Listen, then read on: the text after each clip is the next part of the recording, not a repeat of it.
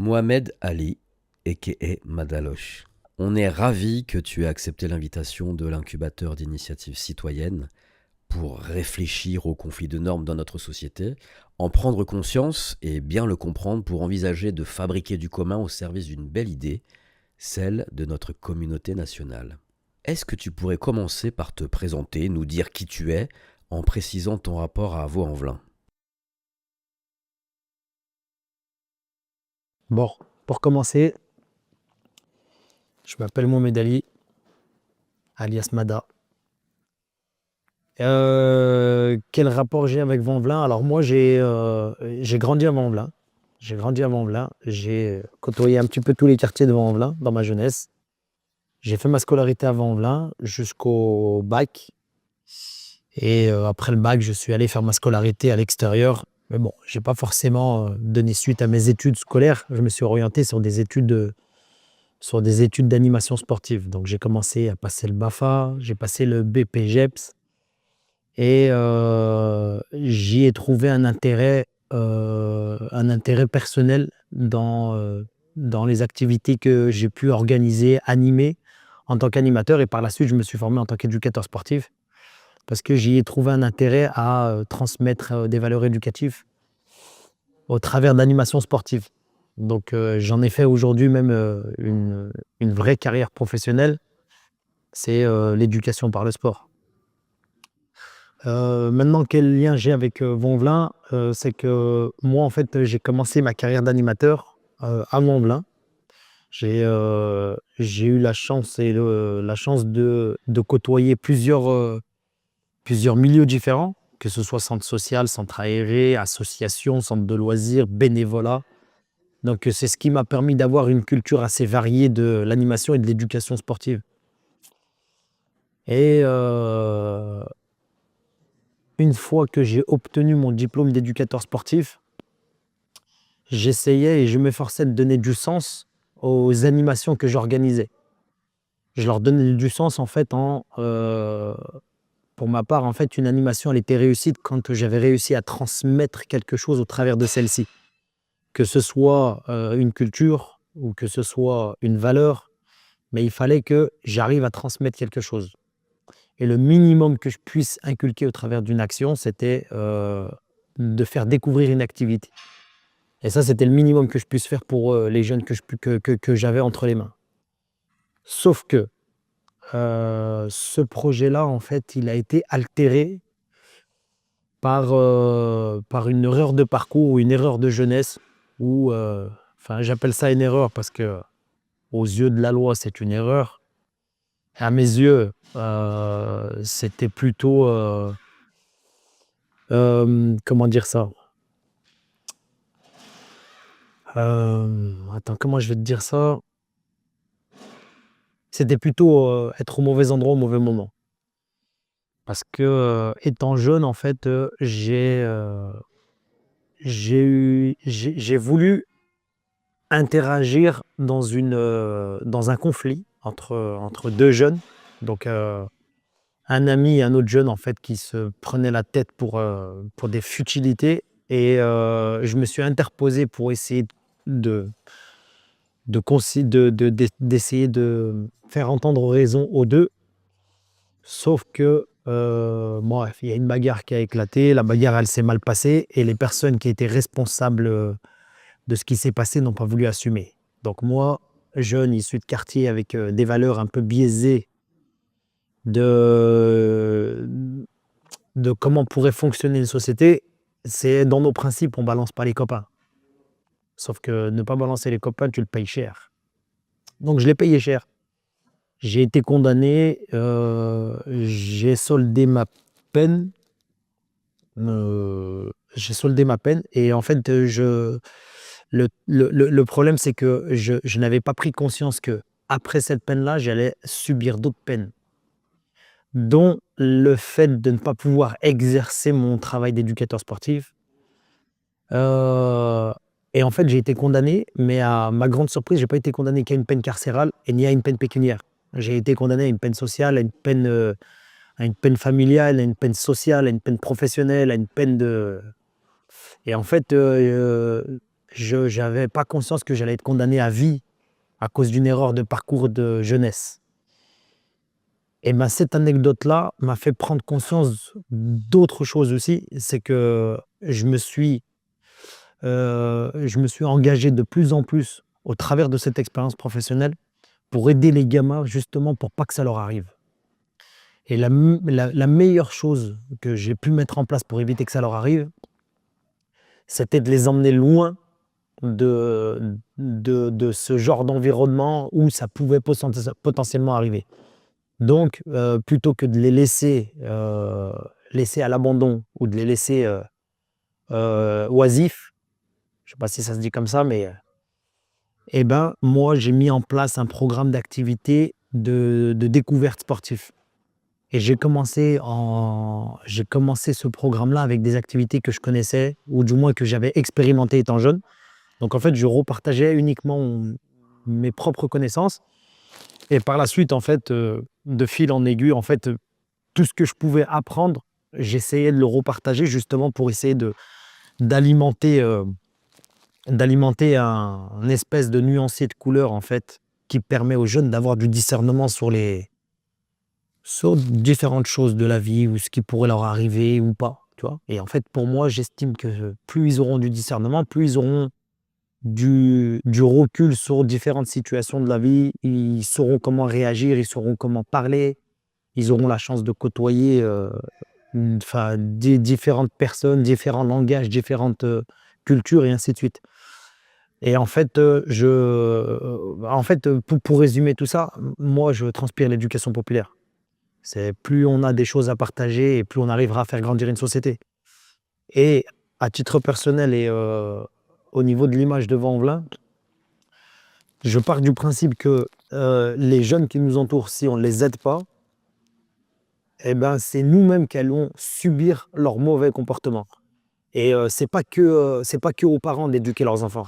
Les parents, ils constituent la base de l'éducation de leurs enfants. L'éducation nationale et la société contribuent par la suite à former la jeunesse. Et il y a le troisième acteur de cette société qui est les animateurs, les éducateurs, les clubs de sport et ainsi de suite, qui accompagnent aussi au développement éducatif de ces jeunes-là. Mais ce travail-là, c'est un travail qu'on fait en commun. Si on a conscience du fait que c'est les jeunes, il faut leur transmettre un savoir, il faut leur transmettre une culture pour qu'eux puissent prendre la relève, à ce moment-là, on pourra construire une société ensemble. Mais si chacun je sais pas, tire la couverture de son côté et laisse ses jeunes à l'abandon, eh ben, on va le subir de toute façon. Et à ce moment-là, de toute façon, il y a deux cas de figure. Tu as soit celui qui y contribue, comme moi j'essaye d'apporter ma pierre à l'édifice à cette jeunesse qui a besoin d'aide, comme un arbre qui aurait besoin de tuteurs pour grandir. Et tu as ceux qui ont les moyens de s'en sortir et qui prennent leur bagage et qui s'en vont. Et je trouve que c'est un comportement de lâche.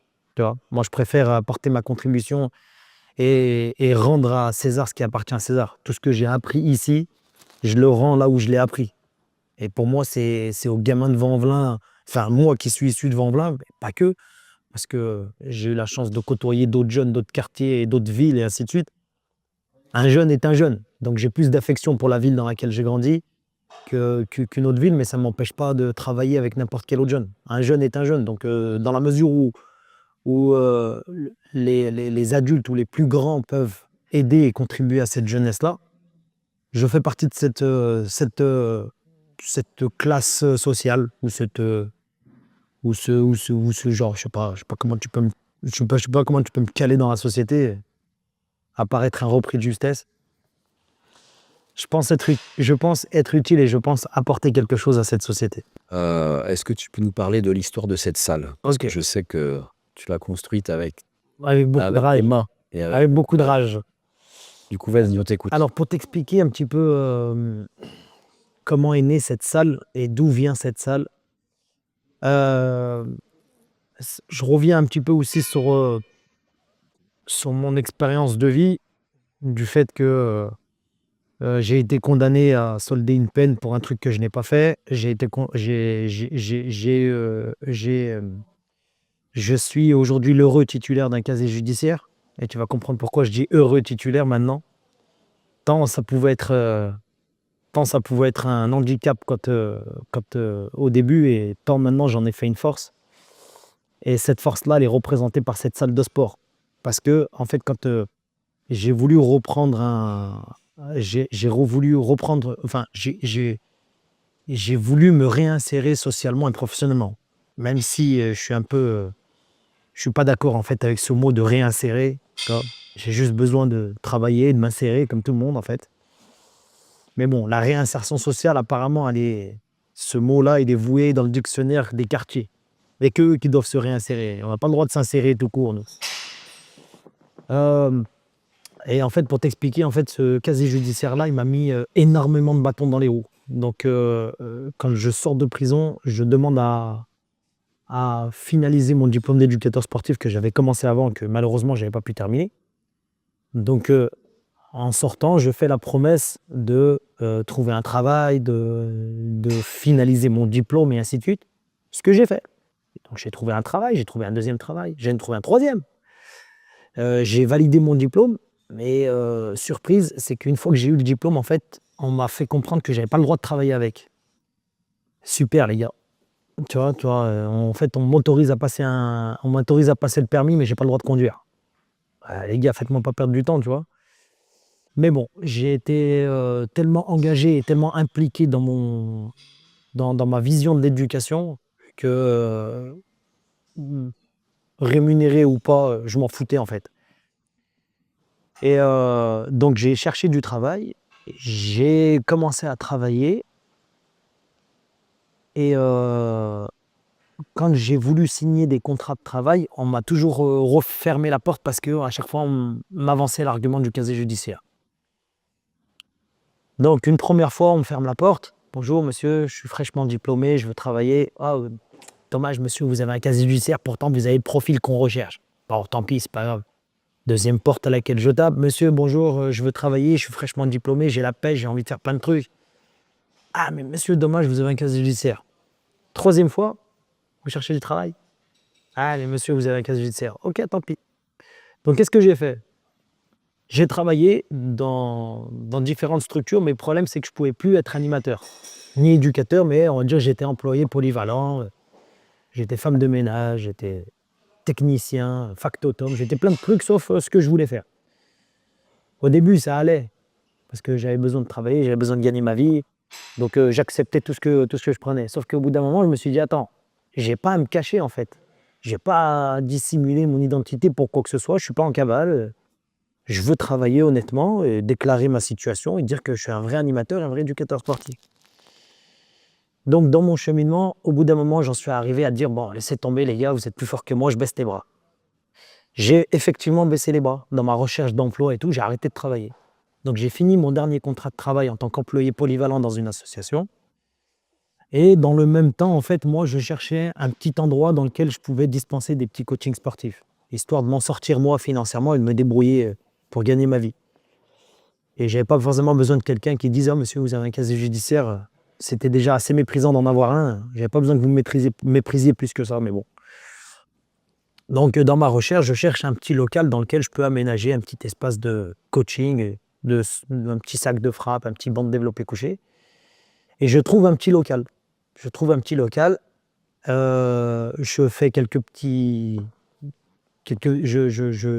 je mène quelques petites réflexions pour savoir si c'est intéressant de prendre ce local ou pas. Donc j'arrive, je visite le local et j'ai le propriétaire du local qui me dit Monsieur, le loyer, c'est 1 200 euros. Ah, c'est plus la même. J'avais prévu de mettre 400 euros dedans et je me suis dit, même si je trouve pas de travail, j'ai quand même un droit à un chômage, j'ai 800 euros de chômage. Je peux bricoler, me dépatouiller, ainsi de suite. Donc il me dit 1 200 euros. Je dis, bah attendez, laissez-moi réfléchir encore un petit peu et je vois ce que je peux faire. Sauf que moi, j'ai plus de courage que de crainte. Donc je me dis, le lendemain matin, je le rappelle, je dis, c'est bon monsieur, je le prends le local à 1 200 euros. Toujours pareil, je dis, je touche 800 euros de chômage, je suis pas un bras cassé, je suis capable de bricoler un petit peu. Je peux me débrouiller pour faire 400 euros dans le mois, même si je gagne pas d'argent. Au moins, je paye mon loyer. Donc, c'est là que débute l'aventure de la fameuse salle de sport. Donc j'arrive dans un local, j'ouvre la porte du local, je fais ma première visite, tout euphorique, tout content, j'ai un local, je vais l'aménager, je vais faire comme je veux et ainsi de suite. Sauf qu'une fois que l'euphorie est passée, je vis une désillusion que je n'avais pas imaginée. C'est que en fait, j'ai le courage de faire le projet, mais j'ai pas l'idée du projet. Je sais pas ce que je vais en faire en fait du local. Donc je me suis pris pour un architecte pendant une semaine. À la fin de la semaine, je regarde mon papier, j'ai fait un dessin, mais le local il n'a pas bougé et j'ai toujours pas gagné d'argent. Donc j'ai jeté tous les dessins que j'ai faits et je me suis mis au travail. Donc j'ai commencé par nettoyer, j'ai enlevé la poussière, j'ai enlevé les panneaux en bois, j'ai mis un petit coup de peinture, j'ai fait des murs là où il fallait faire des murs. En fait, j'ai agi devant le fait accompli, ou en langage de marin, j'ai avancé à vue. Et en fait, de fil en aiguille, en fait, je poussais une idée sans savoir c'était laquelle, sans savoir où j'allais. Mais j'avançais. De toute façon, j'avais rien à faire. J'étais au chômage, je touchais mes 850 euros. J'avais juste besoin de toucher, de gagner 300 euros. Quand bien même, je me serais débrouillé pour trouver 300 euros, on me les aurait prêtés, j'aurais payé mon loyer. Et pour mettre, pour avancer un gage de garantie, parce que pour récupérer le local, il fallait déposer un dépôt de garantie. J'ai vendu ma voiture. Donc, j'avais besoin d'un dépôt de garantie de 4 000 euros. J'ai vendu la voiture, 4 000 euros. Et je lui ai tout donné. Donc, j'avais pas de projet, plus de voiture. Donc, tu vois, et j'ai commencé comme ça. Et ben, j'ai poussé le bouchon sans savoir où j'allais jusqu'à réussir à monter cette salle de sport. Et en fait, le résultat de cette salle de sport, en fait, c'était une vengeance personnelle et une rage que j'avais en moi que, en fait, j'avais deux solutions. C'était soit je me vengeais et j'en voulais à tout le monde parce que j'arrivais pas à m'en sortir pour un truc que j'ai pas fait, et pour moi, c'était c'était une solution de faible. Ou soit une solution un peu plus raisonnable, c'était de construire quelque chose et de se débrouiller. Et en fait, toute la haine et toute la rage que j'avais, on va dire que je l'ai mise dans la construction d'un projet. Et aujourd'hui, en fait, j'ai réussi à combattre cette rage en construisant une idée, en construisant un projet, en aidant les autres. Autrement dit, en fait, je me suis introverti dans le mépris de la société en construisant ce truc-là, qui est devenu une salle de sport qui accueille des jeunes, et, euh, et c'est toute ma fierté aujourd'hui d'avoir construit cette salle de sport, en fait, pour essayer de lutter contre le mépris de cette société. Et tu vois, là où d'autres jeunes, et c'est là où, en fait, je mène un combat sur lequel je suis intimement convaincu, c'est que là où d'autres personnes auraient baissé les bras et auraient abandonné leur projet parce qu'on leur dit « toi, t'es pas capable, toi, tu peux pas travailler parce que… » Et en fait, on s'en rend pas compte. Mais sauf que ça, il y a beaucoup de gens qui le vivent. Ça, faut pas le nier. Mais il y a surtout beaucoup de jeunes issus des quartiers. En fait, ce phénomène-là, il est accentué dans les quartiers. En fait, on les empêche de rêver, on les empêche d'espérer, on les empêche de déployer des idées tu vois, plutôt que toi, un gamin qui a une idée. Au départ, j'ai envie de te dire, il a juste la graine. À nous de lui apprendre à comment semer sa graine et après, il fait pousser son truc et ainsi de suite, toi. Moi, on va dire que la vocation que j'ai aujourd'hui, c'est d'essayer de semer des graines, peu importe là où je les sème, un jour elles pousseront. Il y en a qui vont pousser des arbres qui vont pas fournir de fruits, il y en a qui vont porter ses fruits et aujourd'hui, je pense que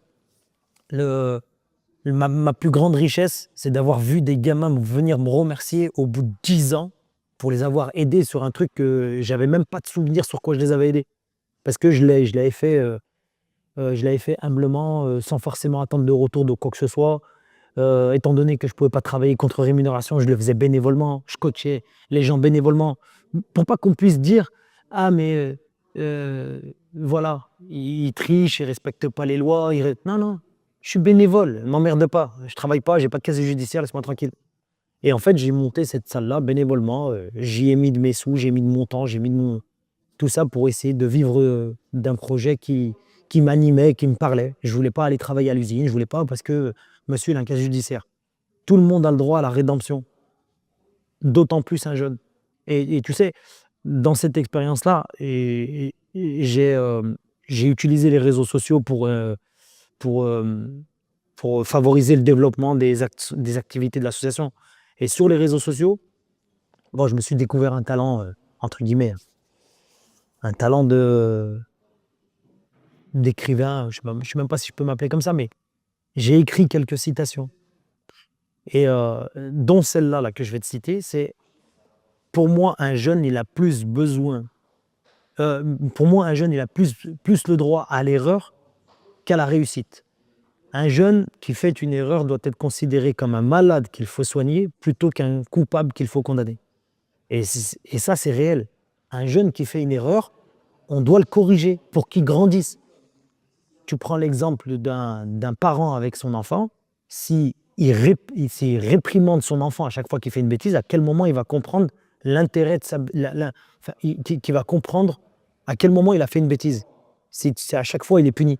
Et moi, c'est ce que je peux reprocher au fonctionnement juridique de cette société-là, c'est qu'on réprime plus qu'on ne prévient. Tu vois, en fait, on parle de condamnation et tout. Moi, la première condamnation que j'ai vécue, il me parlait chinois, le juge. J'ai rien compris, moi, qu'est-ce qu'il me raconte? Tu me parles de... je ne sais plus là maintenant, mais moi, tous les mots qu'il a pu sortir, j'ai rien compris. Ne serait-ce que j'ai été qualifié de quelqu'un d'obséquieux dans un article de journal. Obséquieux. J'ai envie de te poser la question. Même toi, j'en suis sûr, tu ne sais même pas ce que ça veut dire. Je ne savais pas ce que ça voulait dire, moi, à 20 ans, obséquieux. Les gars, vous savez ce que ça veut dire, obséquieux?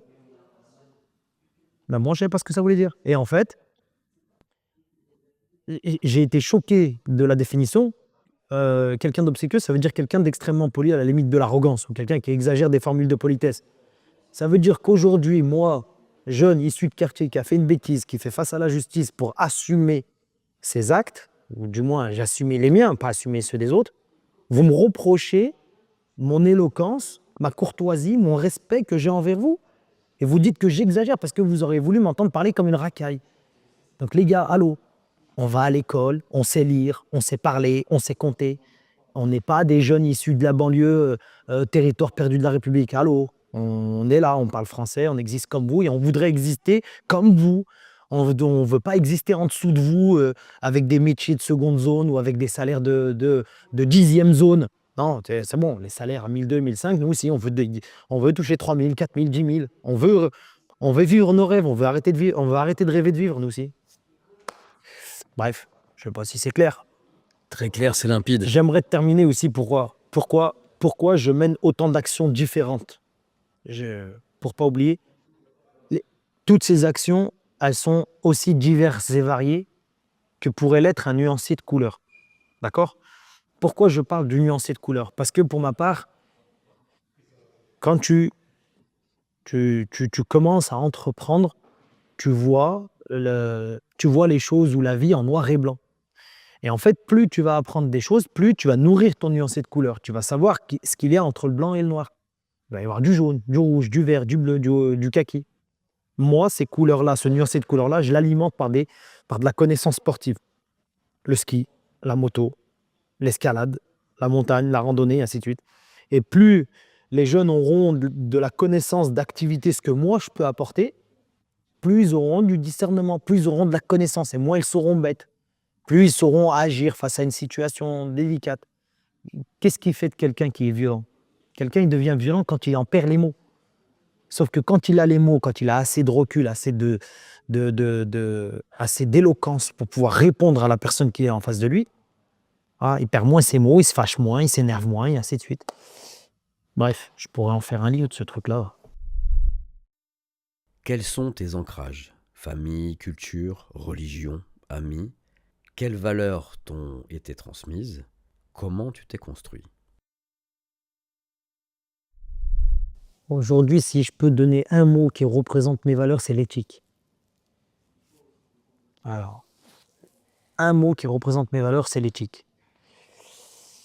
Un autre mot aussi qui représente mes valeurs, c'est le courage. Et courage mieux que l'argent. Et en termes de valeurs, en fait, on va dire que moi, on va dire que comme n'importe quel jeune, j'ai fait des erreurs. Mais j'ai fait des erreurs par innocence. par oubli, par manque de connaissances. Et on va dire qu'en grandissant, je transpire des valeurs de respect, de, de dignité, de principe. Tu vois. J'ai une éducation de principe. Tu vois, où moi, j'ai grandi dans le respect où les grands, peu importe ce qu'ils disent, ils ont raison. Alors qu'aujourd'hui, on est dans une génération de t'as raison ou t'as tort. Enfin, si t'as tort, tu vois. Les deux se valent. Il n'y en a pas une qui va au-dessus de l'autre. On a toujours le respect des anciens, mais si l'ancien il se trompe, il a le droit de se tromper, bien évidemment, et ainsi de suite. Mais on va dire que moi, ce que j'essaie de transmettre comme valeur, c'est le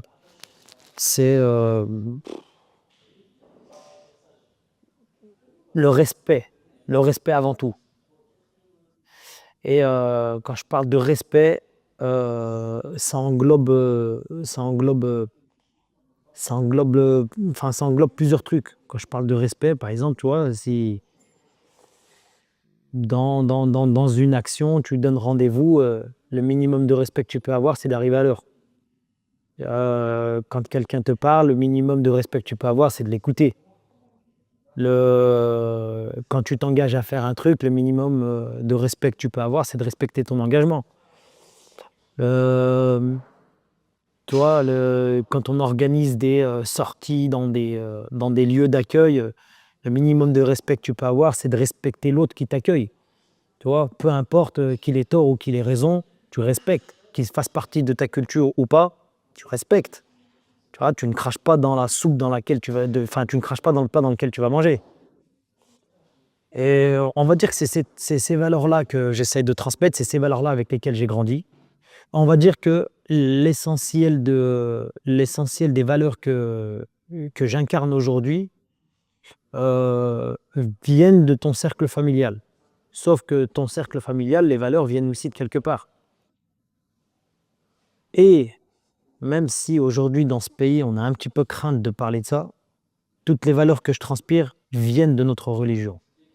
Pourquoi? Parce que on va dire que c'est une chose qui est sacrée à nos yeux et qui nécessite du respect et qui mérite le respect. Et en fait, le côté sacré de la religion implique un respect différent d'autres règles. Tu vois? Il y a d'autres règles, il y a des fois, les règles qu'on peut nous inculquer dans la religion peuvent être bafouées par certaines personnes, par manque de science, par manque de connaissances, par manque de foi, et ainsi de suite. Au même titre que les lois de la République ou les lois ou les règles d'un club ou n'importe quoi, elles peuvent être bafouées par des gens à qui il manque de la connaissance, tu vois, et c'est là où on leur raconte le plus de bénéfices de doute en disant ouais, ils ne savaient pas. Et il y a des gens qui le font parce qu'ils n'ont pas forcément de bonnes intentions. Alors, ils ne respectent pas les règles parce qu'ils n'ont pas forcément de bonnes intentions. Mais moi, ces valeurs-là, c'est celles qui m'ont éduqué, c'est celles qui m'ont fait grandir. Pourquoi? Parce que moi, pour ma part, je respecte ces règles-là pour le côté sacré de la religion. Tu vois, et je me dois de les respecter et de ne pas les bafouer. À l'inverse, tu vois, si on parle des lois de la République, tu vois, tu as souvent les gens, vu qu'elles comportent moins un côté sacré, tu as celui qui va te dire, ouais, mais moi, je veux bien respecter la loi, mais si celui qui écrit la loi ne la respecte pas, je trouve ça injuste. Tu vois? Il y a de l'injustice aussi du côté religieux. Mais je t'ai dit, il y a le côté sacré qui fait que les lois de la religion sont en fait, elles comportent une différence avec les lois de la République, tu vois? Juste par rapport à ce côté sacré, tu vois? Et moi, je comprends et j'entends quand des personnes te disent: «Ouais, mais moi, tu me demandes de respecter la règle», alors que lui-même, il ne la respecte pas.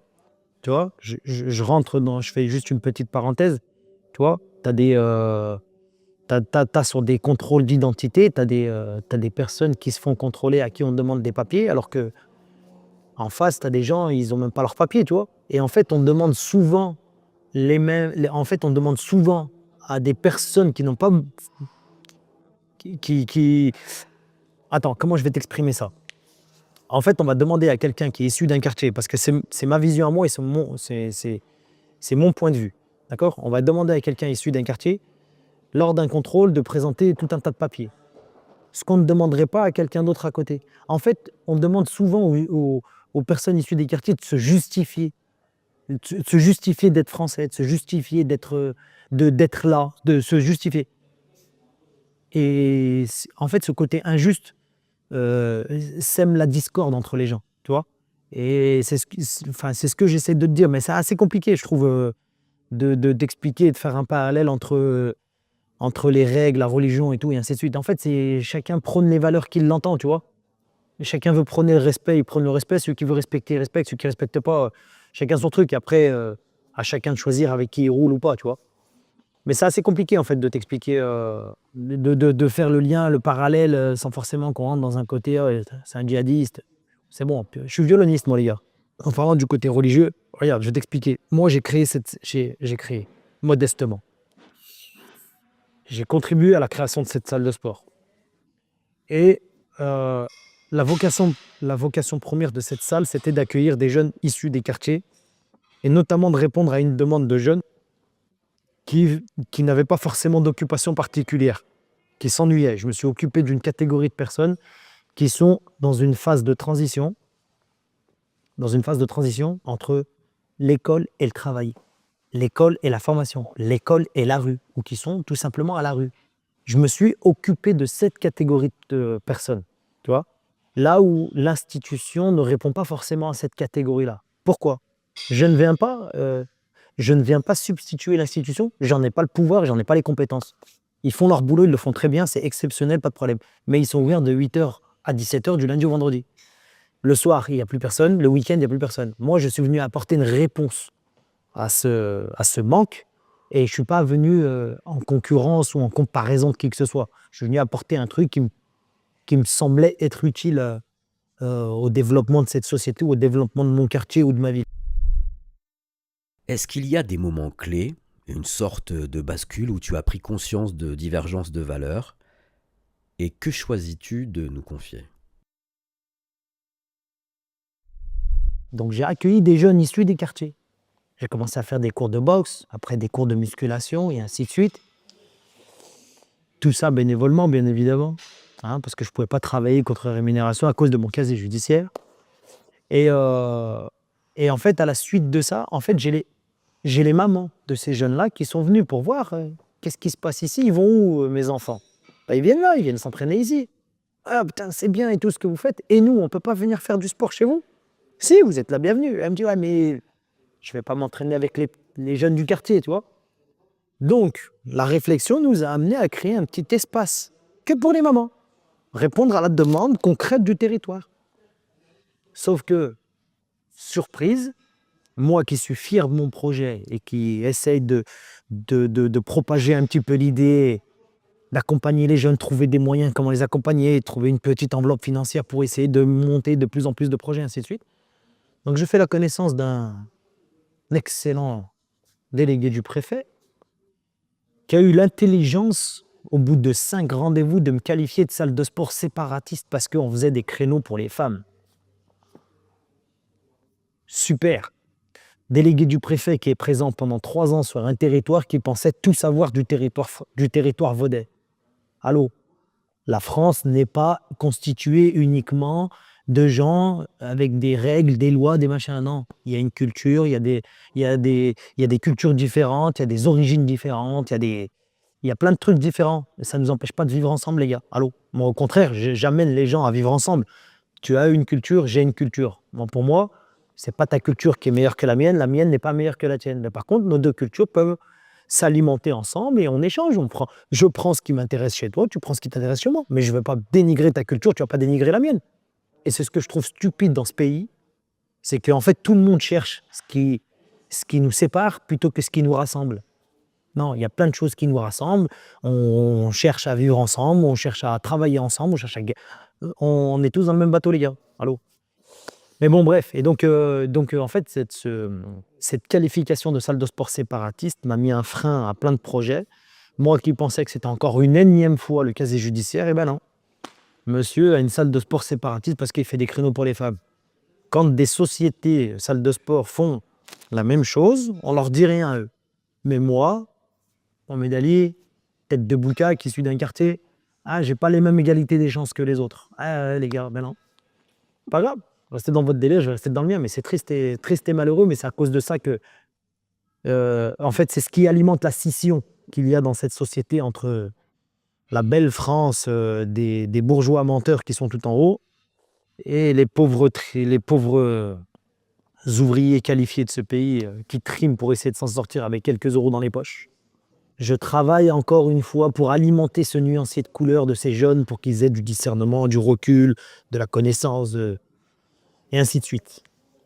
Donc, j'ai été surpris l'été dernier par un appel d'un monsieur qui me dit écoutez, monsieur, j'ai entendu parler des projets que vous organisez avec des jeunes issus des quartiers et j'aimerais leur faire profiter d'un projet. Ah bon? C'est la première fois que ça nous arrive. Quelqu'un qui nous appelle pour nous faire profiter de quelque chose.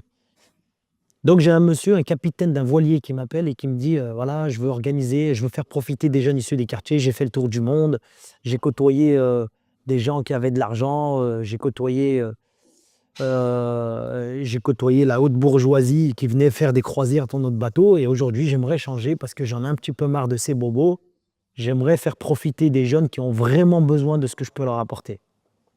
Je trouve l'idée extraordinaire.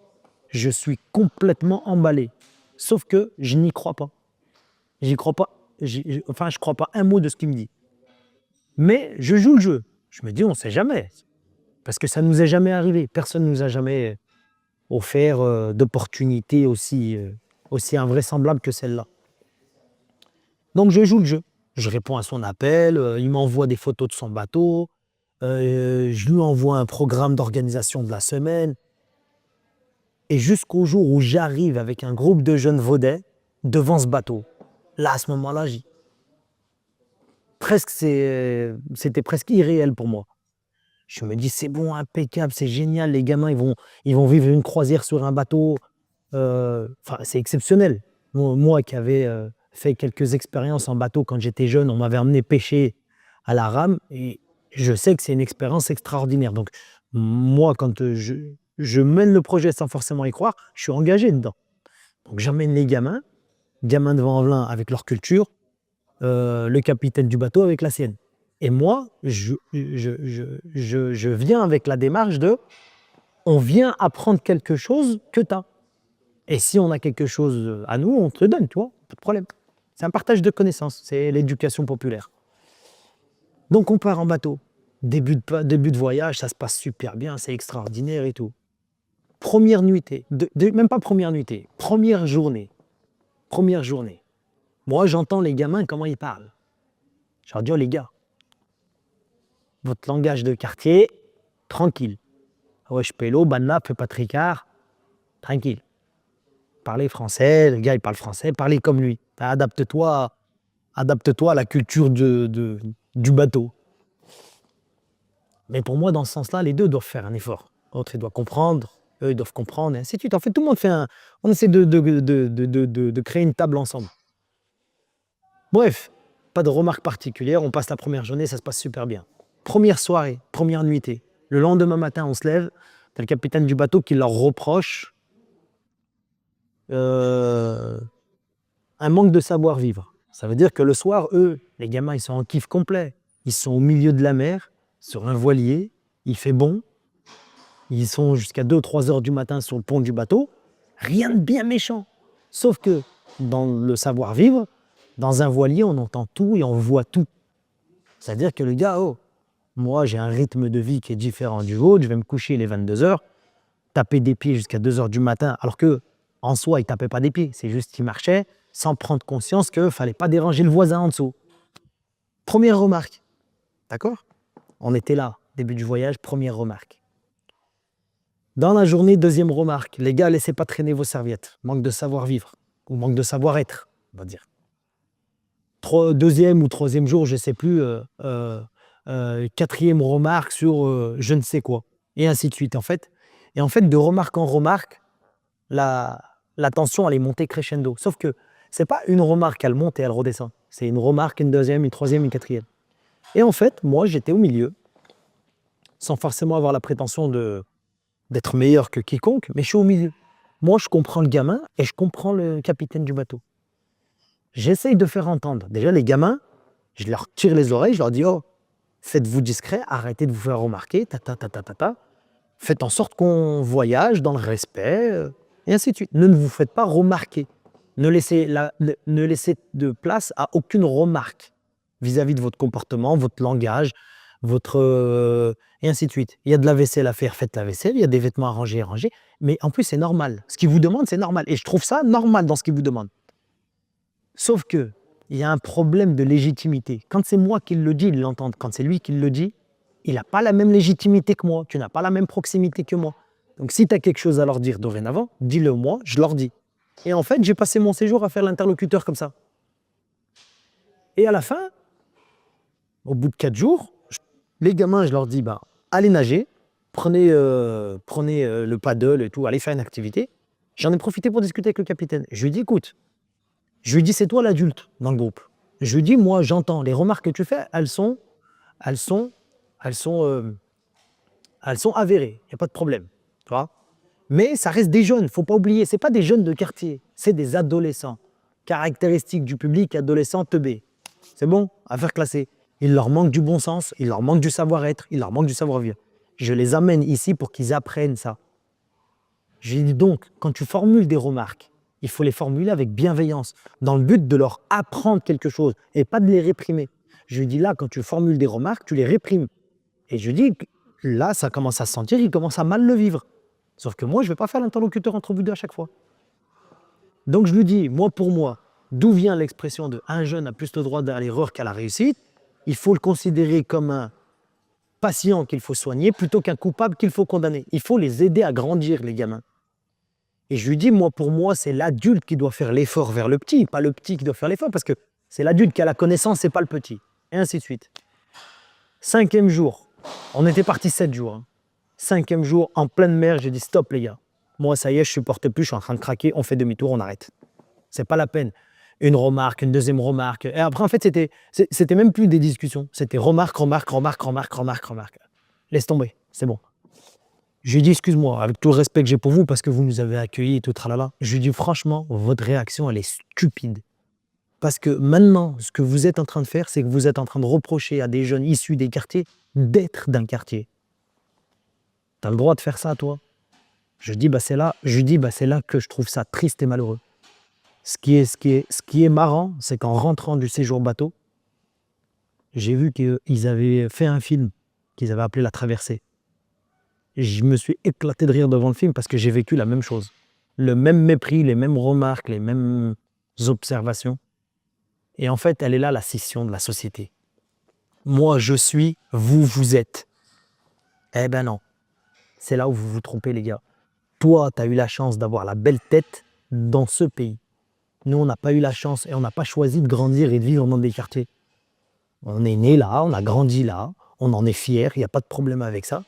Mais c'est pas une raison pour nous fermer la porte ou pour nous dire que vous nous injectez la rage et vous nous reprochez d'avoir la rage. Vous nous vaccinez du Covid et vous nous reprochez d'avoir le Covid. C'est stupide comme procédé, les gars. Réveillez-vous. Donc voilà, pour moi, il y a une séparation dans la société où tu as une catégorie de citoyens qui pensent être eux la France et nous, on ne l'est pas. Alors que j'ai envie de te dire, on est plus français qu'eux, pour certains.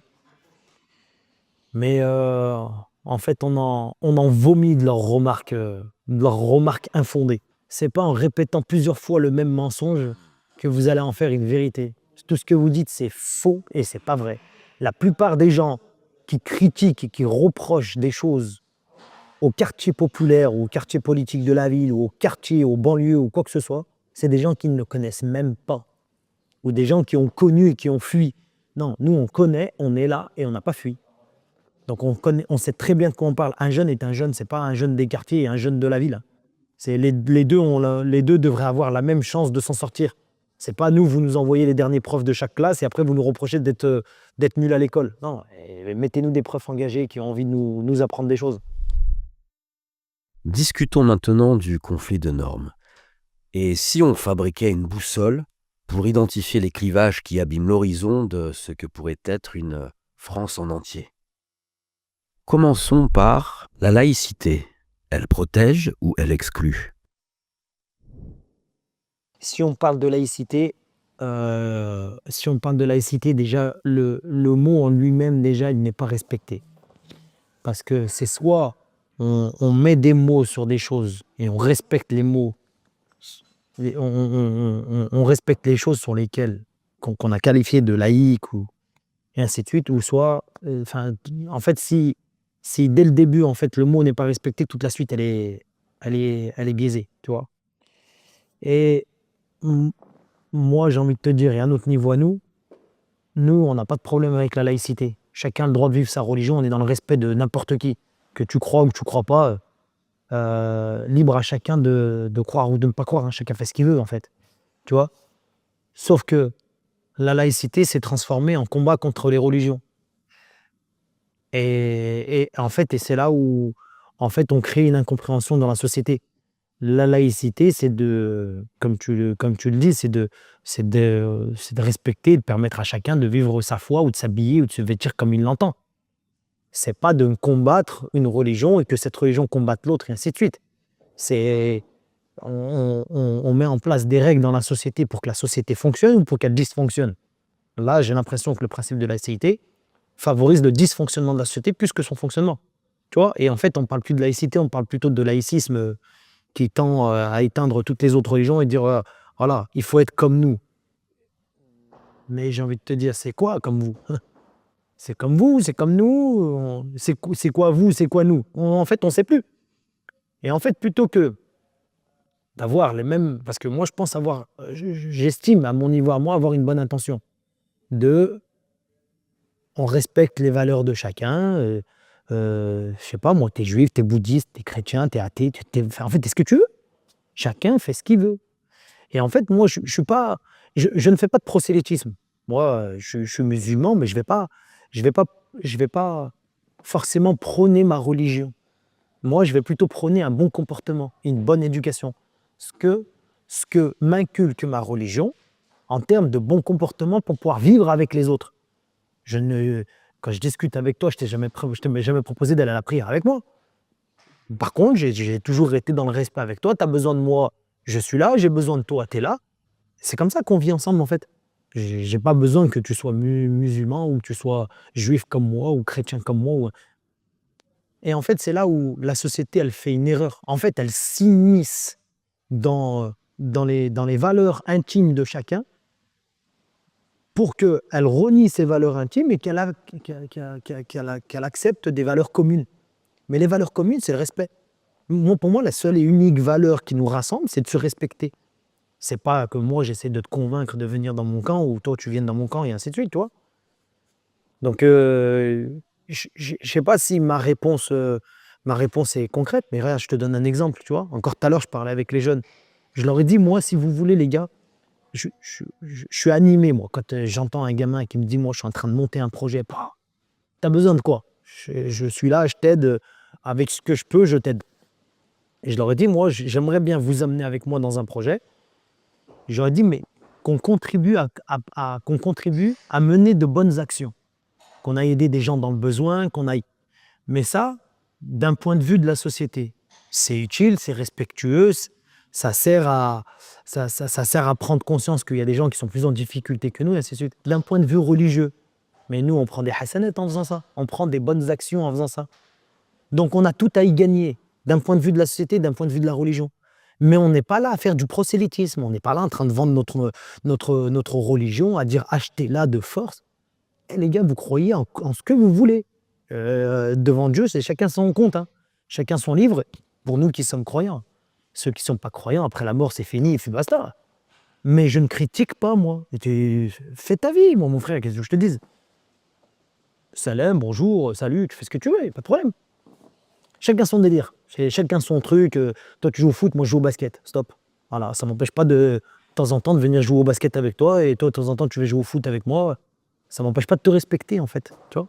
Même si j'aime pas le foot ou j'aime pas le basket, je fais du tai chi, moi. Tu vois? J'apprends à me contrôler. Liberté, égalité, fraternité. Pour tout le monde? Là où la, la devise française n'a plus aucun sens, c'est qu'en termes de liberté, cette liberté-là a été, a été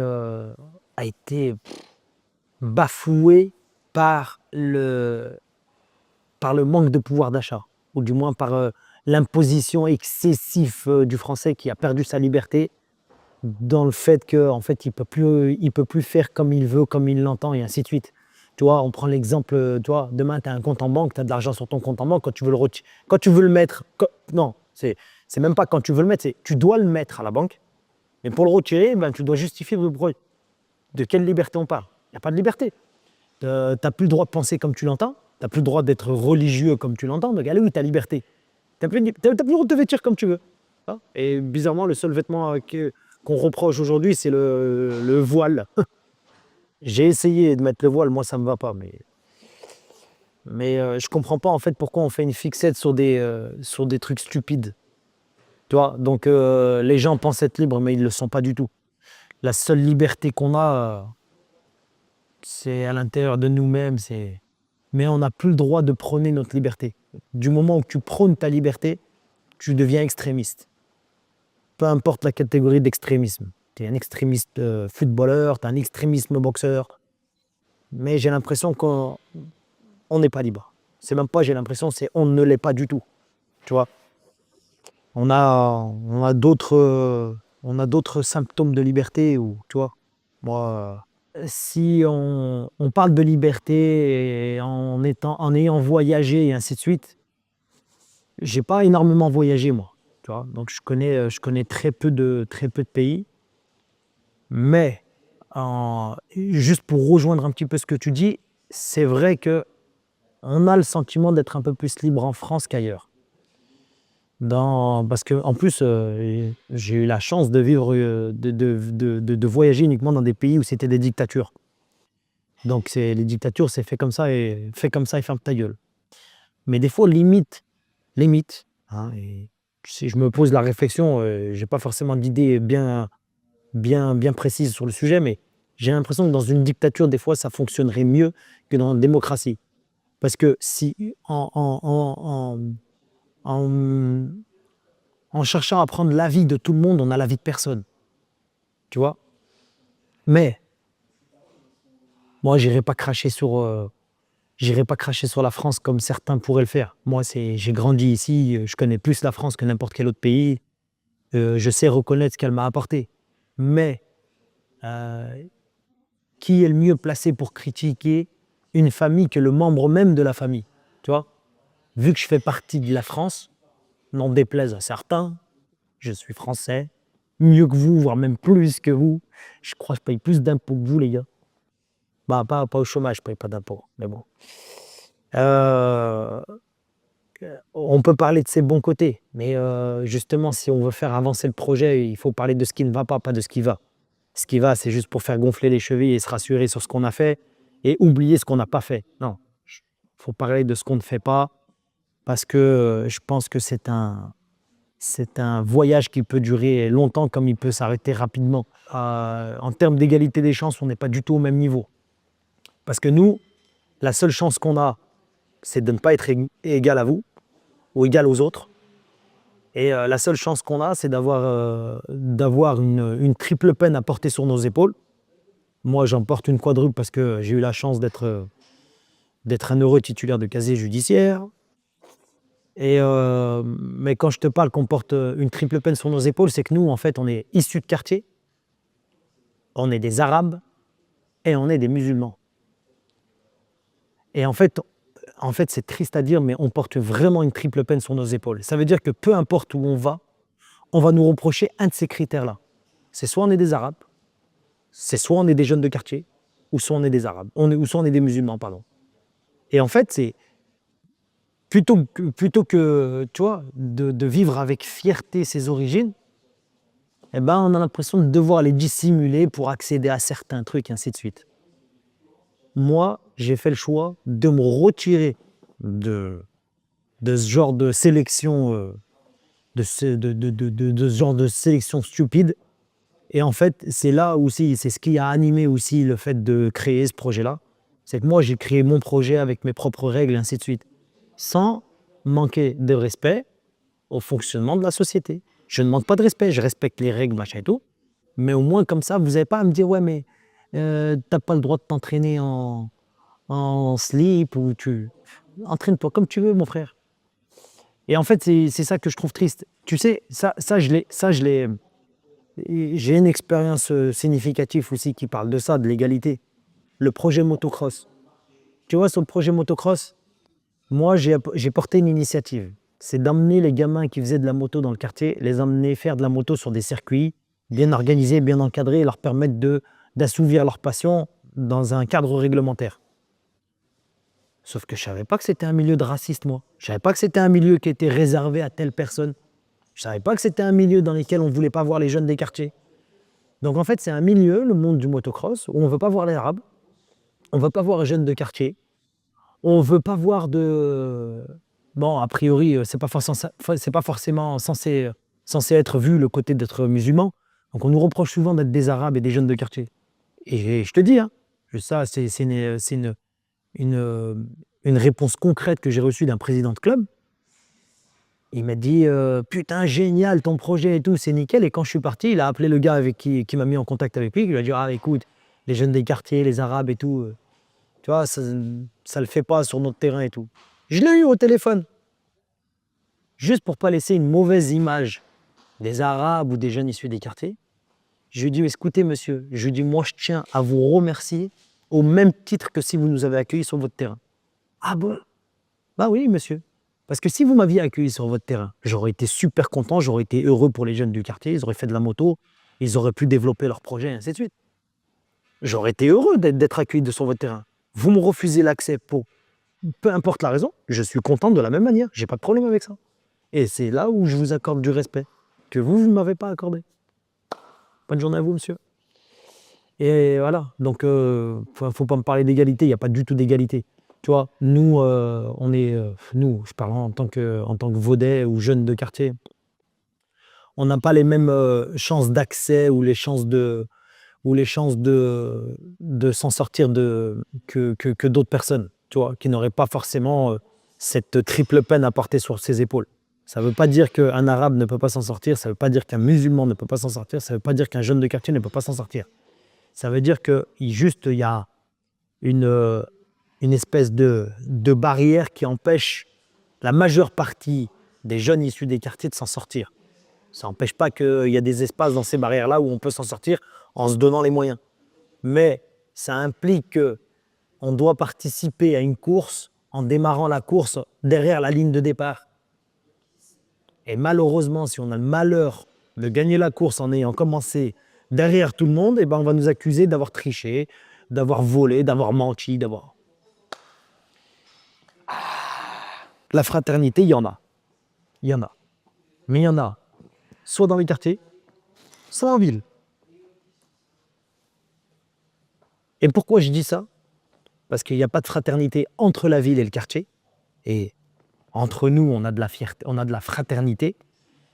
Parce que, en fait, pendant plusieurs années, et je ne suis pas le mieux placé, je ne suis pas le plus grand historien de cette ville, mais j'ai quand même quelques notions. Pendant plusieurs années, on nous a enfermés dans un ghetto. On nous a enfermés dans un ghetto en pensant qu'on était des citoyens de 10e zone. Et en pensant qu'on n'était pas capable d'eux, on était de simples ouvriers, et ainsi de suite. Sauf que nous aussi, on aspire à devenir des personnes intègres, utiles à une société, intelligentes, développer nos propres sociétés, s'enrichir, acquérir un patrimoine, et ainsi de suite. On a les mêmes intentions, on a la même volonté que n'importe qui. Pendant plusieurs années, on nous a enfermés là-dedans, sauf que, étant enfermés dans ce ghetto, on a dû, pour se nourrir, créer un écosystème. Planter des légumes, des fruits, créer des entreprises, créer des sociétés, et ainsi de suite. Sauf qu'à un moment donné, tu as quelques politiciens qui nous avaient oubliés pendant toutes ces années-là et qui se sont dit « Oh, il y a un petit peu d'argent qui circule là-bas, là, on va aller voir qu'est-ce qui se passe. » Donc, ils ont mis en place une multitude de systèmes pour essayer de s'accaparer de cette richesse et de cette fortune, en disant qu'il faut récupérer les territoires perdus de la République. Mais ce n'est pas des territoires perdus de la République, les gars. C'est des territoires que vous avez oubliés volontairement, en laissant ces gamins là-bas, en laissant ces familles là-bas, dans cette détresse et dans cette galère. Et à chaque fois que l'un d'entre eux souhaitait venir s'émanciper socialement, ben vous lui fermez la porte. Donc il n'y a pas de fraternité. Et ce principe de fraternité, je l'ai constaté quand? Au travers du projet motocross. Tu vois? Quand nous, pendant des années, on a subi la pratique des motocross dans les quartiers. Je m'en cache pas, j'étais aussi stupide que ces gamins-là, j'en ai fait moi aussi, étant gamin, parce que pour moi, ce que je vois, on a le droit de le faire. Tu vois? Jusqu'au jour où j'ai mangé ma première punition, j'ai compris que c'était interdit. Mais on ne me l'avait pas dit que c'était interdit. Ou du moins, je ne le savais pas. Ou du moins, par bêtise, ou par stupidité, ou par rébellion, j'ai voulu ne pas entendre la règle. Mais bon. Donc, au-delà de ça, quand je parle de fraternité, nous, pendant des années, on a subi la galère des motocross, nos mamans qui ne faisaient pas la sieste pendant la pause de l'après-midi, et ainsi de suite. Eh ben, le phénomène des rôdeurs urbains, il a commencé à exister quand tu as une ou deux motos qui sont allées faire un petit peu de bordel en ville, là, chez les petits bourgeois et chez les politicards bien placés. Ils se sont dit, oh, les gars, rôdeurs urbains, articles de journal, presse, médias, TF1, BFM mensonges. Tu vois, tous ces gens-là ont commencé à alimenter le sujet depuis qu'on a fait du bruit chez eux. Mais avant ça ne vous posait pas de problème que c'était chez nous. Ah oui, bah c'est chez vous, c'est entre vous, donc vous pouvez continuer à foutre le bordel. De toute façon, on s'en fout, là-bas, on ne calcule pas trop. Donc, de quelle fraternité on parle? Tu vois? Donc, c'est eux entre eux et nous entre nous. Mais il n'y a pas de... Il y a le Rhône entre nous. Tu vois? Donc voilà, donc, je t'ai fait les trois et moi, je pense que il y a un manque crucial de prise de conscience éthique dans ce pays. La citoyenneté entre le droit de vote et une manière d'être? La citoyenneté électorale, pour nous, on n'est pas du tout engagé là-dedans. Pourquoi? Je reprends une chanson de Sniper pour ne pas m'attribuer leur écriture. On ne se sent représenté par aucun de ces mecs-là. Et on se sent vraiment représenté par aucun de ces menteurs. Parce qu'ils ont tout un discours déjà bien fondé, bien ancré, bien réfléchi, stratégiquement organisé et ainsi de suite, pour essayer de convaincre telle et telle partie de la population, mais il n'en est pas moins une fois qu'ils sont élus. Donc au final, une fois qu'on a vécu eux, on a vécu les autres, on a essayé les autres, et en fait, on se retrouve à devoir voter pour des gens qui ont la chance de pouvoir se présenter, parce que nous, on n'a pas la chance de pouvoir se présenter, ou du moins on démarre de beaucoup plus loin qu'eux pour pouvoir se représenter, et quand on arrive au même niveau qu'eux, on est suspect. Tu vois? On n'a pas la même égalité des chances. Donc malheureusement, on est contraint d'être représenté par ces gens-là. Mais ces gens-là ne nous représentent pas. Donc qu'est-ce qu'on a fait, nous, les citoyens électoraux des quartiers? On se retire, tu vois? Parce que tant l'électorat est une force vive dont la jeunesse des quartiers n'en a pas conscience, mais d'un autre côté, c'est une force presque inutile. Parce qu'en fait, on va accorder une force à tel ou tel candidat, mais pour qu'au final, une fois qu'il est élu, il va nous oublier. Parce qu'on ne représente rien à ses yeux. On n'est pas... on n'a pas de... on ne représente rien. Donc, citoyenneté électorale, pour moi, elle est pratiquement inutile dans nos quartiers parce que déjà, on ne nous a pas inculqué les valeurs politiques. On ne nous a pas appris, à quoi ça servait, en quoi ça consistait. On ne nous a pas appris le pouvoir d'un vote. On a appris à nos dépens en fait ce que c'était que la politique, l'électorat et ainsi de suite. Et moi, j'ai appris ça parce que je suis un acteur associatif, donc je me suis intéressé à savoir quelle subvention je pouvais toucher. Donc la subvention, elle dépend de tel élu, il dépend de tel maire, il dépend de tel préfet. J'ai dû m'intéresser à la politique parce que j'ai besoin de comprendre dans quel bateau je navigue, tu vois. Donc, mais en soi, avant d'être engagé socialement, j'avais aucun intérêt à m'intéresser à la politique. Je m'en fous, moi, je gagne mon argent, je rentre chez moi, tant que je mange, tant que je bois, je suis content, je suis heureux, tu vois. Et pour des jeunes qui viennent de loin, où on n'a pas forcément les moyens de se payer du divertissement, du voyage ou ainsi de suite. Nos plus grandes vacances, c'était on partait 1er juillet jusqu'au 31 août, on allait dans un bled paumé au fin fond du Maghreb et c'était nos meilleures vacances. Bon, c'est plus trop le cas pour la jeunesse d'aujourd'hui. Ils ont la chance d'aller à Marbella, à Phuket, à Baïdou. Pas nous.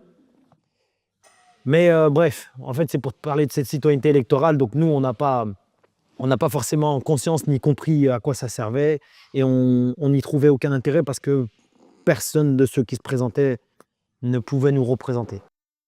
Et la démocratie participative? Aujourd'hui, moi, cette catégorie-là, je la mets au niveau de l'institution. Ce que j'appelle l'institution, c'est des gens qui font des choses, qui sont respectables, honorables, qui ont le mérite d'être faits, mais qui représentent une certaine partie de cette population. Tu vois? Et pour ne pas m'attarder sur cette catégorie-là, parce que malgré tout, ils font des choses, ils proposent des choses, ils essayent des choses, ils discutent pour essayer de trouver des solutions. Donc, en soi, c'est des personnes qui sont engagées et qui apportent quand même quelque chose, en phase ou pas avec la réalité, mais pour moi, je ne serais pas le genre de personne à aller critiquer quelqu'un qui a fait quelque chose.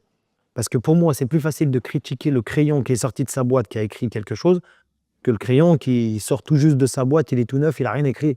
Tu vois, tu ne fais pas d'erreur si tu ne prends pas de risque. Et la démocratie d'initiative? À quel moment on a décidé de prendre des initiatives et à quel moment on a décidé de mener des actions? À partir du moment où le premier ne nous représente pas, le deuxième ne nous parle pas, donc nous, on fait partie du troisième, où on est parti s'inquiéter d'un problème concret.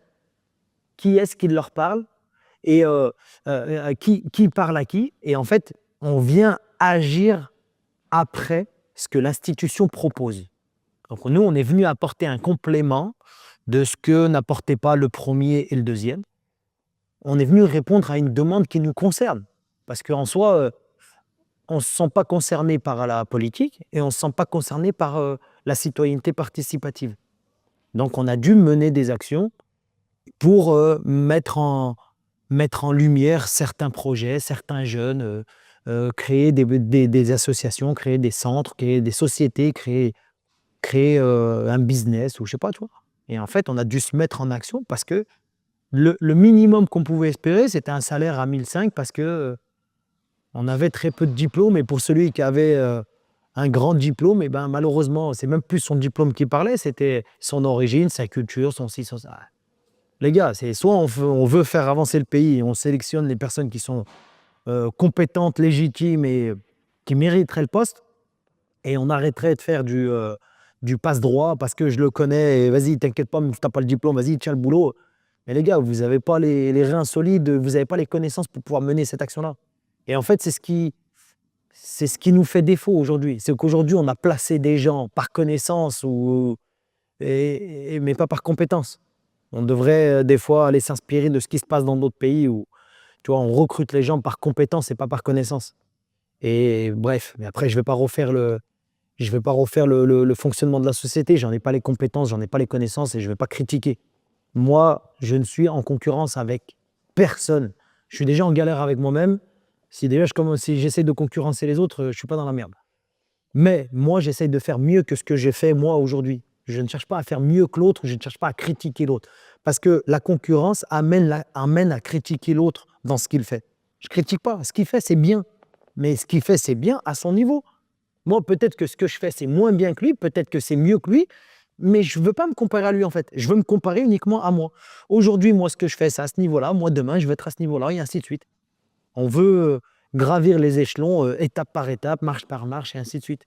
Tu vois, on ne veut pas brûler les étapes, on veut griller personne, on veut juste être respecté à juste titre et à juste valeur.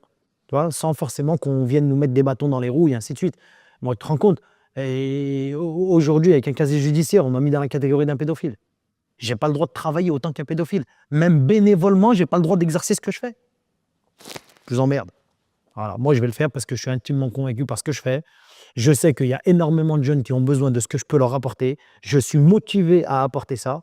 N'en déplaise, je vous emmerde. Voilà.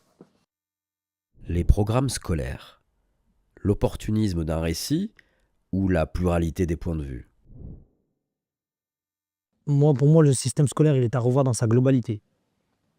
Et je donne mon point de vue en ce sens-là. Comme je te dis, je ne veux pas critiquer ce qui se fait déjà.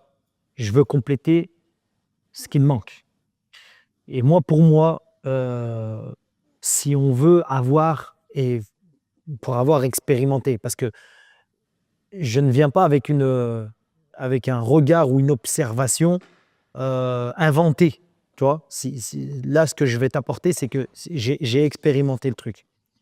Avant d'apporter et avant de donner mon avis sur l'éducation nationale, j'ai créé des projets, moi, sur lesquels j'estimais ou je pensais que ça pouvait être utile à l'éducation d'un jeune.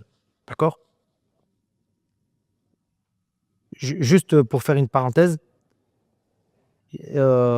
j'aime beaucoup ce proverbe africain. Il faut tout un village pour éduquer un enfant. J'en ai parlé au début, mais sans citer le proverbe africain. Pour moi, ce village-là, il est constitué de 3 acteurs. Je te les montre comme ça volontairement. Le premier acteur, c'est les parents qui contribuent à l'éducation de leur enfant, qui posent le fondement de l'éducation. Les bases, le respect, le langage, et ainsi de suite. Je saute cet acteur volontairement pour te parler du deuxième acteur ou du troisième acteur de la société, c'est l'institution. L'école, l'éducation nationale, le travail, la formation et ainsi de suite. Tout ce qui constitue l'institution et la société et qui favorise la formation du jeune. Pas l'éducation du jeune, mais la formation du jeune. Éducation, formation. Et entre les deux, pour moi, il y a un acteur incontournable, c'est la rue. Bon côté, mauvais côté. Le mauvais côté, on le connaît. On n'a pas besoin d'en parler. Nous estimons, et moi j'aspire à faire partie du bon côté de la société en apportant des valeurs concrètes aux jeunes. Que quand le jeune quitte son foyer familial, il va à l'école, il côtoie la rue. Autant côtoyer des gens qui t'apportent des choses concrètes et qui t'apportent des choses pour pouvoir t'émanciper socialement, culturellement, professionnellement et ainsi de suite. Et à l'inverse, si on ne fait pas partie de cette rue-là, malheureusement, c'est le mauvais côté de la rue qui va les emmener. La drogue, les vols, et ainsi de suite, tout ce qu'on peut imaginer de mauvais dans la rue. Donc, pour moi, l'éducation nationale ou les gens qui agissent favorablement dans la rue, donc les clubs sportifs, tout ce qui est périscolaire, extrascolaire, c'est des gens qui contribuent à l'éducation d'un enfant.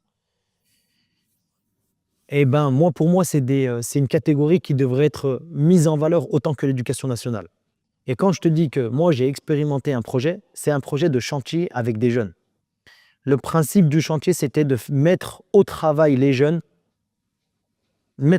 au travail en échange d'un séjour, d'un voyage, d'activités sportives et tout. Les premières expériences que j'ai faites en tant que chantier jeune, j'étais stagiaire. Donc moi, je subis l'organisation parce qu'elle est mise en place par mon responsable de structure. Donc je viens, je participe au chantier, je fais un peu de peinture avec les gosses et ainsi de suite. Mais on les fait travailler de 9h à midi, pause de midi à 13h, et on les fait travailler de 13h à 16h. Et à 16h, ils rentrent chez eux. Quelques années sont passées, j'ai réexpérimenté ce programme de chantier. Sauf que je les ai fait travailler le matin et l'après-midi, activités de détente et de loisirs et ainsi de suite. Pourquoi ? Parce que je me suis rendu compte que les journées continues de travail n'étaient pas productives pour un jeune pour pouvoir apprendre quelque chose. Tu vois ? De faire travailler quelqu'un toute la journée, on lui demande de la productivité, mais on ne lui demande pas d'apprendre. Alors qu'un jeune qui va à l'école ou qui va en formation, il a besoin d'apprendre quelque chose. pour qu'il puisse apprendre. Pour moi, il a besoin d'un temps où il se concentre sans lâcher sa concentration. Donc, il faut réduire le temps de concentration et après le laisser évaguer à ses occupations, apprendre quelque chose d'autre par le loisir, le jeu, et ainsi de suite. Donc, cette expérience-là, pour moi, je pense que l'éducation nationale devrait s'inspirer d'un schéma similaire. Je crois que c'est en Suède ou en Finlande que ça fonctionne comme ça, où ils vont à l'école le matin, l'après-midi, ils font du sport. On devrait mettre un tout petit peu plus de sport, culture sportive, parce qu'au travers du sport, on peut transmettre autant de valeurs que l'école, mais par des règles, par du jeu, par ainsi de suite. Deuxième truc, dans les matières qui sont choisies à l'école, il y a un gros problème. Pourquoi ? Parce que moi, je pense que, bon, après, je ne suis pas le mieux placé parce que sur certains cours, j'étais assis au fond de la classe à côté du chauffage et près de la fenêtre. Donc, près de la fenêtre, prêt à m'enfuir, à côté du chauffage pour ne pas avoir trop froid. Je rigole. J'étais bon élève. Pour moi, dans les matières à inculquer à l'école, pour moi, il y a de l'éducation à la citoyenneté. Tu vois, les cours de civique, civil et de famille. Pour moi, ça on devrait insister un petit peu plus. Pourquoi je te dis ça ? Je te dis avec mon expérience personnelle, attention, j'en fais pas une règle commune. Il y a d'autres qui n'ont pas forcément le même vécu que moi. Parce que moi, le jour où je me suis retrouvé face à un juge, je me suis retrouvé stupide à ne pas comprendre de quoi il me parle. Et c'est là où je me dis, mais putain, et je sais même pas ce que j'ai fait. L'autre, il me dit, vous êtes condamné à ça, plus ça, plus ça, plus... Je sais même pas ce que ça veut dire. Monsieur, là, il m'a donné une ordonnance. Des médicaments, j'ai pas compris. Et en fait, moi, j'aurais souhaité, étant jeune, tu vois, avant de faire une bêtise, avoir les notions de cette bêtise. Quel risque j'encours, comment ça fonctionne, aller visiter un tribunal, tu vois. Là, aujourd'hui, les seules espérances professionnelles, je tire ça d'aucune statistique, je le dis avec du vécu, qu'on en sort de la scolarité des jeunes des quartiers, c'est électrotechnique, BEP chaudronnerie, je crois, c'est tout. Si, ouais, il y a secrétaire comptable, et là maintenant, à la mode, c'est études de commerce, formation en commerce. Il n'y a pas de jeunes qui aspirent à être notaire, juge, avocat, je sais pas moi. On n'a pas le droit, nous aussi, de monter le niveau. Nous, on est des électrotechniciens et des mécaniciens. Et en fait, c'est ce que je reproche à l'éducation nationale. Et je reproche à l'éducation nationale encore plus dans les quartiers où, et je le dis de manière ironique, mais j'en pense pas moins, on nous a envoyé les derniers profs de chaque classe. En fait, le niveau scolaire, il est très bas. En témoigne Samy, qui a fait le reportage sur les maux dont on hérite. C'est un parfait témoin pour témoigner de la scolarité des banlieues. Le mec, il est à l'école à Vanvelin. Il aspire à être journaliste, donc il va faire ses études en ville. On lui reproche d'être de quartier, alors que le mec, il parle super bien français. Allez, il a peut-être un petit écart de langage où il n'a pas pris ses médicaments de la ville, où il s'est dit, putain, wesh, on lui a reproché son wesh. Non mais sérieux, tu vois le niveau intellectuel de la société ? C'est dès qu'un mec qui veut s'en sortir, on lui dit non, ferme ta gueule, reste en bas. À quel moment vous voulez que ces gamins ils s'en sortent ? À quel moment vous voulez que les quartiers puissent se revendiquer, faire partie de la société ? Vous les écartez vous-même de la société. Et après, vous dites, ouais, mais vous vous intégrez pas. Mais vous voulez pas nous intégrer, bordel de merde. Qu'est-ce que tu me racontes ? On est là, on mange là, on boit là, on paye notre loyer ici, nos impôts ici. Et tu me reproches quoi de ne pas faire partie de la société ? Tu veux même pas que je vienne ? Et laisse-moi jouer au foot, tu verras que je joue bien au foot. Bref, laisse-moi pas sur la touche. Et en fait, on est tout le temps mis à l'écart et on nous reproche d'être à l'écart. Et tu sais, tu as vu ce que je te dis là ? Je te le dis avec l'expérience du voilier. L'expérience du voilier, les gamins enthousiastes comme jamais, ils arrivaient pour se rendre utiles. Et c'est moi qui les invitais à se rendre utiles pour qu'ils apprennent comment naviguer avec un voilier, comment on hisse une voile, comment on manipule le gouvernail, et ainsi de suite. Première remarque, non, laissez tomber les gars, vous ne savez pas faire. Mais justement, il est à côté de toi pour apprendre à faire. Laisse-le apprendre. Ouais, mais ça, c'est trop compliqué pour vous. Fais pas, touche pas. Sauf que les gamins, au bout d'un moment, c'est trop compliqué, c'est trop dur, tu sais pas faire. Il fait quoi, le gamin ? Quand l'autre, il va hisser sa voile comme un teubé à la corde, le gamin, il le regarde, il va plus. Qu'est-ce qu'il leur a reproché ? Bon, mais c'est bon, ils servent à rien, ils font jamais rien. toi, tu es une vedette, toi. Et en fait, j'ai l'impression que ça fonctionne comme... Enfin, j'ai l'impression, c'est même pas... J'ai l'impression, en vrai, ça fonctionne comme ça. On nous reproche tout le temps d'être incompétent, d'être pas capable, d'être... On veut être capable. Donnez-nous les moyens d'être capable. Donne-moi les moyens de m'en sortir, tu verras que je vais m'en sortir. Donne-moi les moyens de voyager, tu verras que je vais voyager. Donne-moi les moyens de travailler, je vais travailler. Tu vois? Et en fait, c'est tout un échange de compétences. Mais le problème, c'est... Tu vois, j'ai l'impression qu'ils se mettent en concurrence, tu vois. On veut pas trop leur en apprendre parce qu'on a peur qu'ils prennent notre place. Donc, on va essayer de les graisser avec de la garantie jeune, avec du chômage, avec des aides sociales teubées qui rendent teubée cette société, plutôt que de les inviter à aller travailler. Tu vois ce que je veux te dire ou pas? Moi, écoute, hein, et tout à l'heure, je racontais cette anecdote-là aux jeunes. J'ai un ami étant jeune qui m'a reproché d'être allé travailler pour moins cher que ce que je touchais pendant mon chômage. Je touchais peut-être l'équivalent de 850 € de chômage et je suis allé travailler pour 700 €. Il me dit, mais t'es un gros mongol, toi, pourquoi tu vas travailler pour moins? Alors que tu étais à la maison, tu touchais plus. Et je lui dis, ouais, effectivement, c'est moi le teubé. C'est moi le teubé de me développer culturellement, c'est moi le teubé de faire des connaissances, c'est moi le teubé d'avoir trouvé du travail, c'est moi le teubé. Je dis, mais en fait, c'est vous les teubés qui restez asservis par ce système en vous faisant croire que vous avez alors que vous n'avez rien du tout. Allez chercher par vous-même, allez vous instruire, allez vous cultiver, allez vous enrichir. C'est à vous de semer la terre. C'est pas à quelqu'un de venir te dire, voilà, allez, voilà, mets des gants, si tu es fragile, et vas-y, creuse, plante des graines. Il y en a qui vont pousser, il y en a d'autres qui ne vont pas pousser. Et en fait, on nous reproche souvent de ne pas être capable d'eux, alors qu'on ne nous a pas laissé être capable d'eux.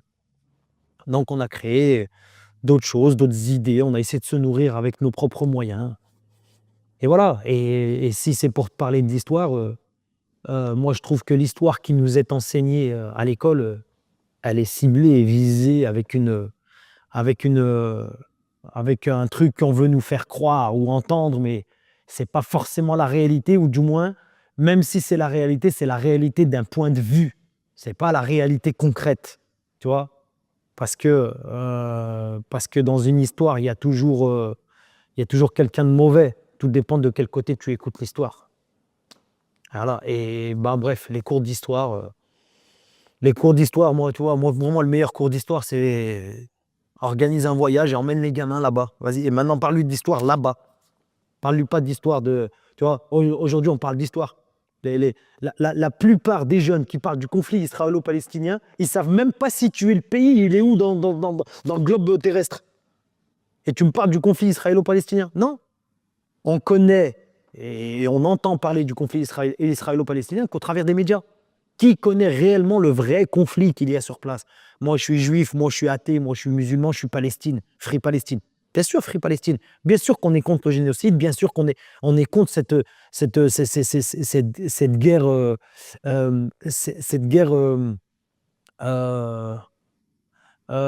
putain, j'ai perdu le mot. En fait, c'est une guerre illégitime parce que tu as des gens qui sont même pas armés et en face, tu as des gens armés. C'est un combat de boxe d'un poids lourd contre un, je sais pas moi, un nageur. Bref, c'est pas un combat légitime. Bah, n'importe qui doué de bon sens comprend que cette guerre-là, elle n'a pas de sens. Ou du moins qu'elle est pas légitime. Mais en soi, pour parler en tant qu'histoire du conflit israélo-palestinien, c'est tout autre chose. Et en fait, on essaye de nous faire entendre une version du conflit parce qu'on nous rabâche. C'est pas en répétant plusieurs fois le même mensonge que ça va devenir une vérité. Ce que vous racontez, c'est faux. C'est pas vrai. Là n'est pas nous faire croire que depuis 1 an, c'est les Palestiniens qui attaquent Israël. Même si moi, j'ai pas de point de vue à donner là-dessus.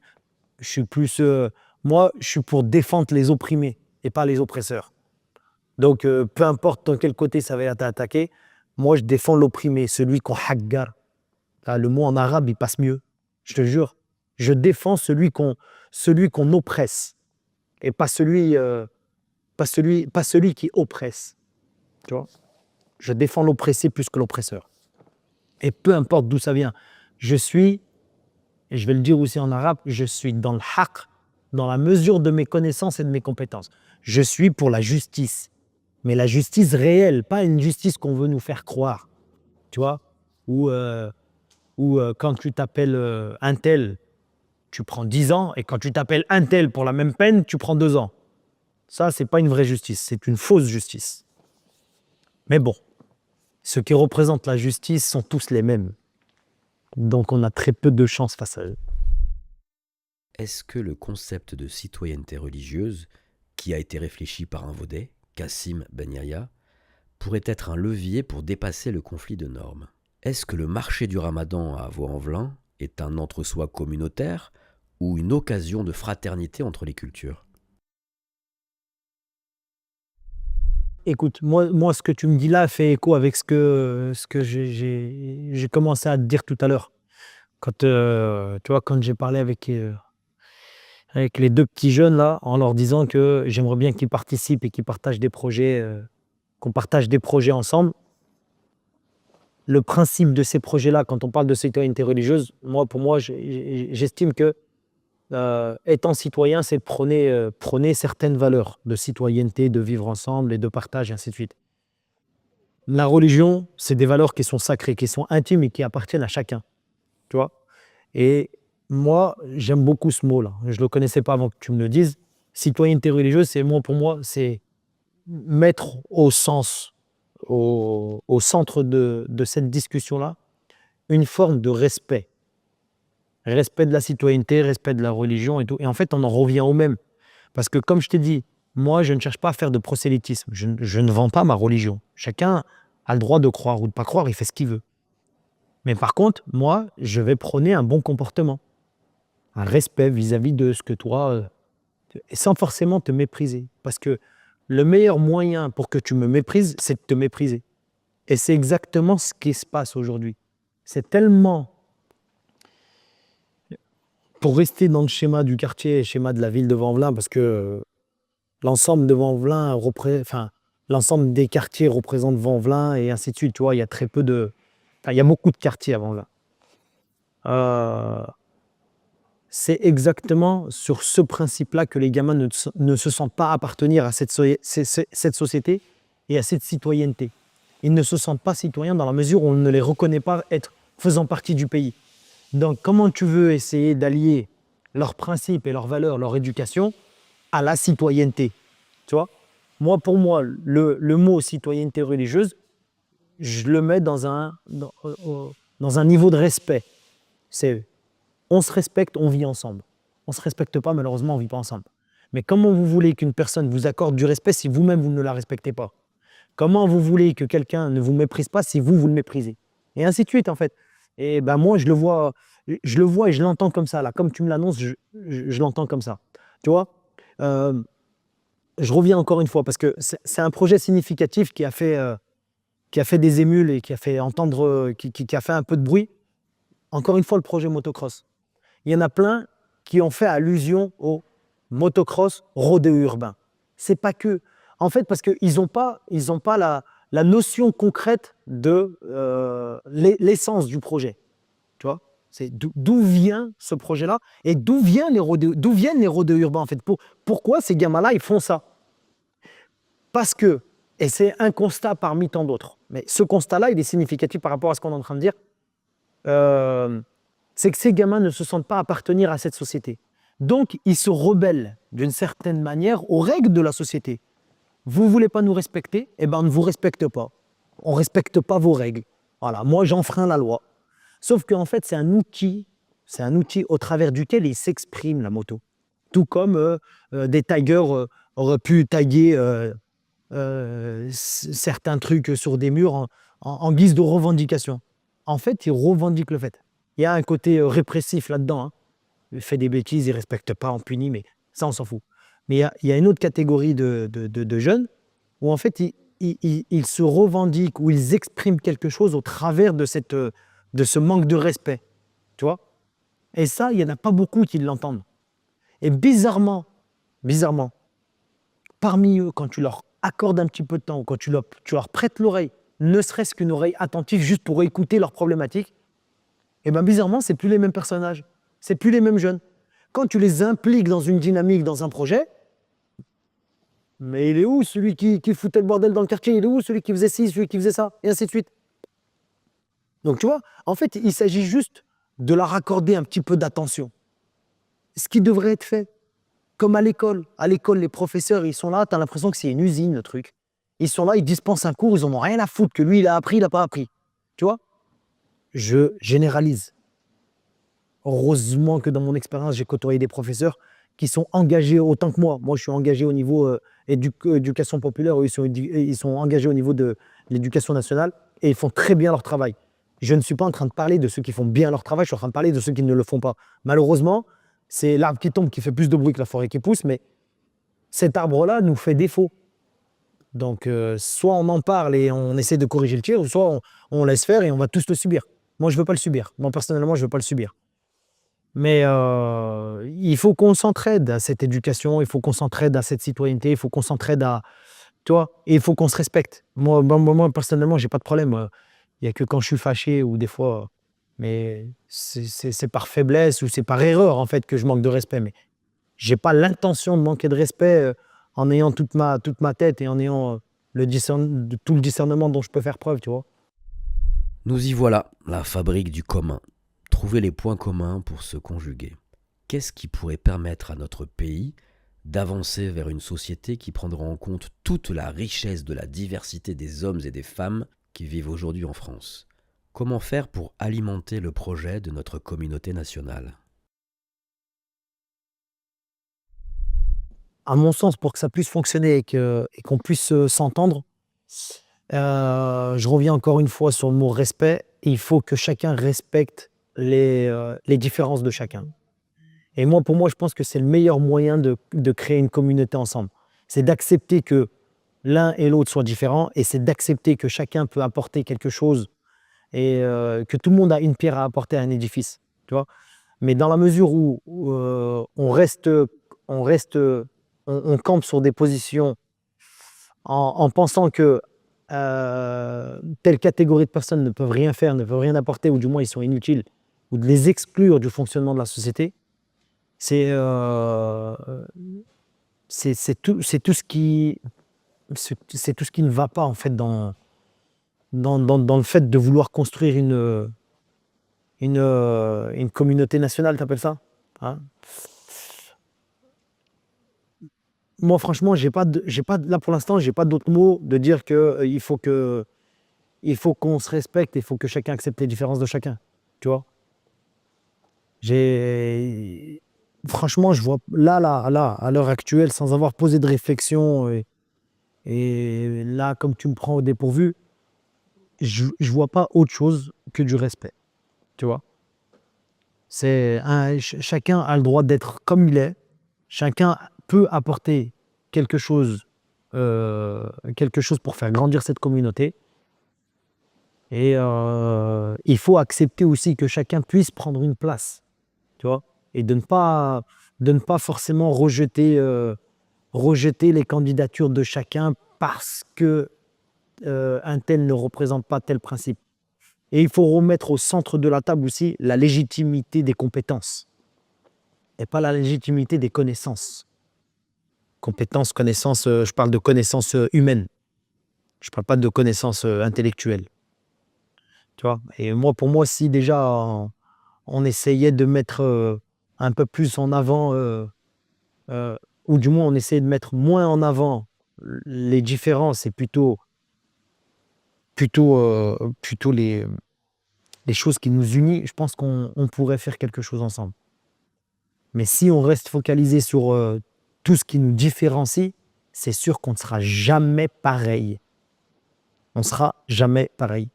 Par contre, à l'inverse, si on se concentre sur ce qui nous rassemble et sur ce qui peut nous permettre de construire quelque chose, on peut effectivement réussir à construire quelque chose.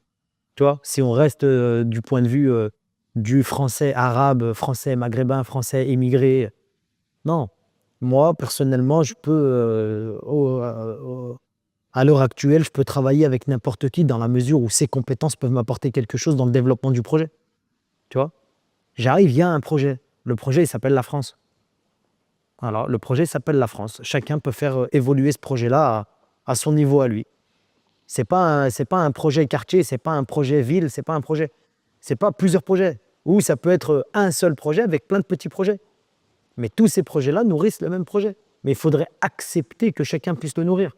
Et aujourd'hui, le sentiment que j'ai, c'est qu'on n'accepte pas que quelqu'un de différent puisse apporter quelque chose.